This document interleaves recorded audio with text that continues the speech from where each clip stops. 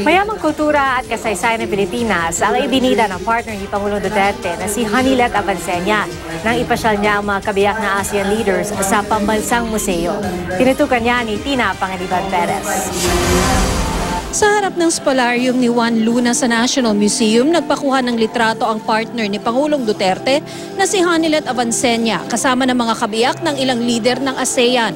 Magkakatabi sina Tran Nguyen Tu ng Vietnam, Nali Sisulit ng Laos, Avancenia, Iriana Widodo ng Indonesia at Naraporn Chanocha ng Thailand.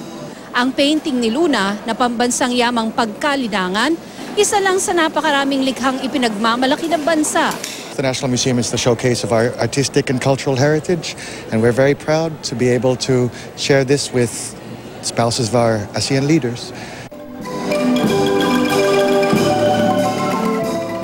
Sinalubong ang mga kabiyak na mga lider ng ASEAN ng musikang Pilipinong likha gamit ang mga kawayan.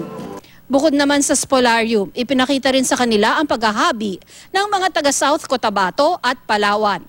Ayon kay Barnes, ipinaubayan ni Avancenia sa National Museum kung ano ang dapat ipakita sa mga bisita.